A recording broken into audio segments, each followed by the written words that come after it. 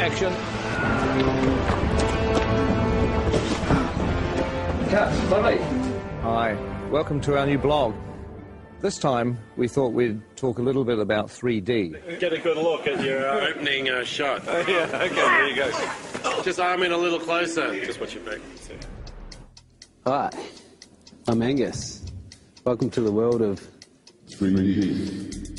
Shooting The Hobbit in 3D is a dream come true. I mean, if I had the ability to shoot Lord of the Rings in 3D, I certainly would have done it. What I actually did on The Lord of the Rings is I had a 3D camera taking 3D photographs. Hopefully, one day, maybe even on 3D Blu-ray, we might be able to actually show you some of the 3D photos from 10 or 12 years ago. It's 3D and I've got reading glasses. It's all good. But now, the reality is that it's not that difficult to shoot in 3D.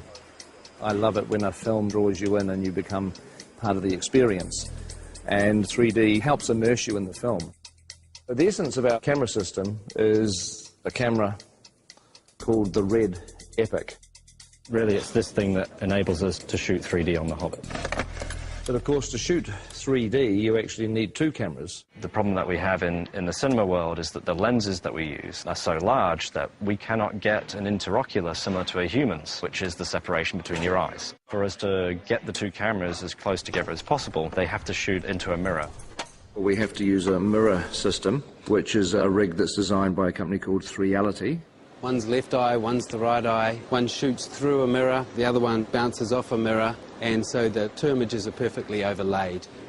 With using two eyes, we can move the cameras apart and also, more importantly, is find a convergence point. For example, see around someone's face, just like you're looking at a friend. The convergence point is the screen plane itself. 3D forms two places: positive space, which is inside the box, what you see behind the person who's standing on the screen, and negative space, which is what you feel comes out into the audience, an arm, a bullet, or whatever you want. And the whole idea with these rigs is you can change the interocular and the convergence as we're shooting. We can see that separation on a 2D screen with a left and a right eye overlay. So we can do this live throughout a shot, changing our 3D effect the whole way through. Roll sound.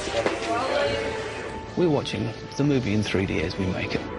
It looks so good. You almost feel like you're in it. A lot of people have an image of 3D being big and cumbersome, and that's true. But we've got a lot of different rigs that we've built for different purposes. It's actually easier in this weird 3D world to have different camera systems for different uses. So this is a camera that we built to go on a crane that can move around and it never comes off the crane. This is the TS5 in a handheld mode.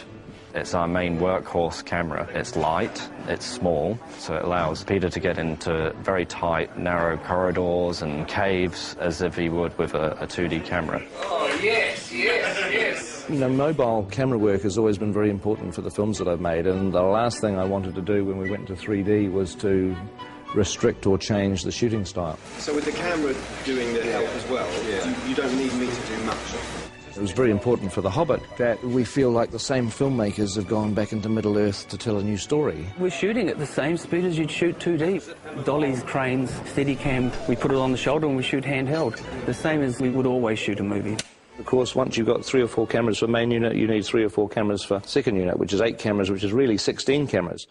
This is the world of the Hobbit camera department. We have 48 Red Epic cameras, and they're on 17 3D rigs. This one's called Walter, which was my grandfather. This one's Ronald, my uncle.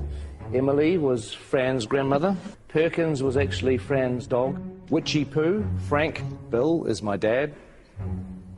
Fergus is the name of one of our pugs. Tricky Woo, that's the name of Pekingese.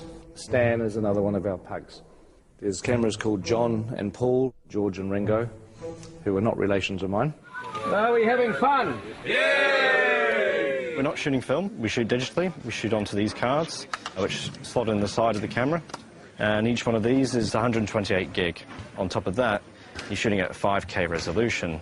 A very sharp, clear image. Needs like a chart, but, you know, like 5K's there, 4K's about there, and then your 1080, Home TV is down here, so it gives you sort of an idea of the amount of information that we're actually capturing on these. Let's do another one of those. 48 frames, yes. Yep.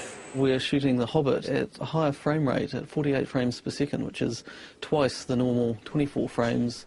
The human eye sees 60 frames a second, so 48 frames is more of a natural progression toward giving the viewer what they would actually see in the real world. The people who have seen scenes of The Hobbit at 48 frames a second often say that it's like the back of the cinema has had a hole cut out of it where the screen is, and you're actually looking into the real world. Once you add stereo, and it gives you that extra ability to control depth, you can devise ways in which it can become part of the storytelling of the film.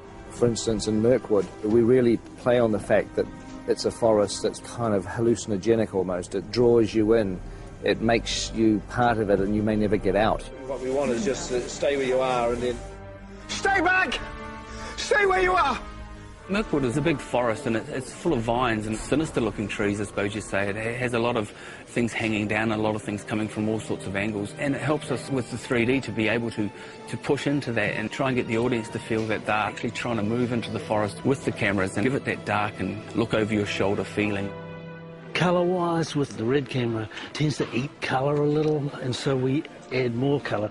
If you look at the ungraded footage, the trees look incredibly psychedelic. They look like they were painted in 1967. We wouldn't normally be quite as bold as this, even in Mirkwood, which is an enchanted forest. It's like we oversaturate.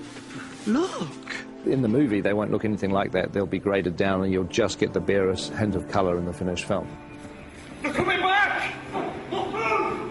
3D 48 frames is pretty unforgiving, and we have to change our whole way to go about coloring these things, because what we found out in early tests that if there wasn't enough red in these pieces, they would punch up yellow and react differently than normal skin with blood running through it. So here's an example. This is Graham McTavish as Dwalin, and we've had to add a lot of red tones to his makeup. So if you notice, if you stick your hand up next to your face, how incredibly pale this man is right now. I've barely seen daylight for the last 6 months, that's fine. Yes. So we have to add the blood in the piece to make him look like a normal flesh tone. It looks freaky now, but on film it's going to read beautifully.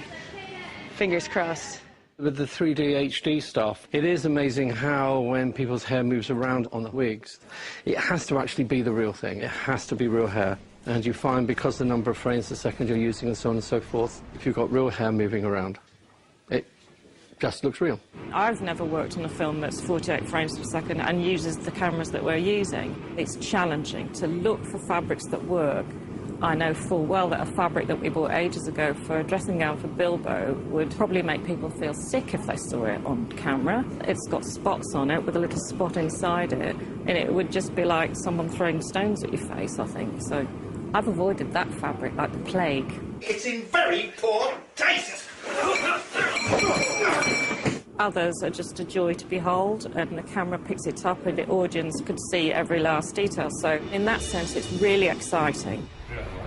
This film is really breaking new grounds in many ways as far as the technology of the filming goes. But John and I are still working in our time-honoured methods of pencil and charcoal, composing pictures in 2D. And we thought we'd try and come up with some way of actually incorporating a 3D aspect into the way that we were producing the concept art. That might communicate more clearly to Peter and to the other technicians. So what we're doing is 2 drawings. One is in red, one is in blue, and the 3D glasses have a red lens and a blue lens, one for each eye. Don't go too heavy. This is probably the first serious cinema production where the actual concept art has been done in 3D.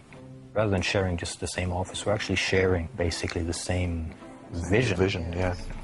There's been a bit of a tendency for me to take on the blue, and obviously, you know, sitting on the right-hand side of the picture, it's easier to actually get your head around the left side. It doesn't make sense when you try and explain it like that.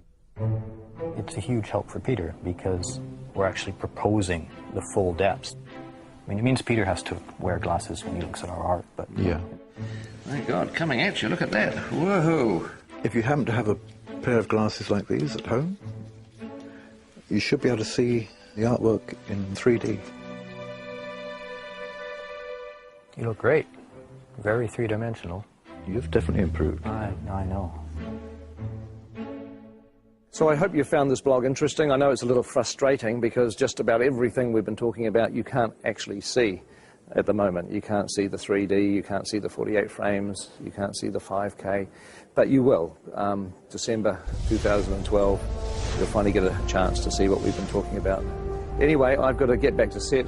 It looks like they're almost ready for me down there. We're actually shooting today, as you can see, in a pine forest, but it's not really a pine forest. It's a polystyrene and plaster pine forest. But very shortly, we're going to be leaving the studio and moving on to locations for a few months. So the next time we see you will be from a location somewhere in New Zealand. Catch up with you soon.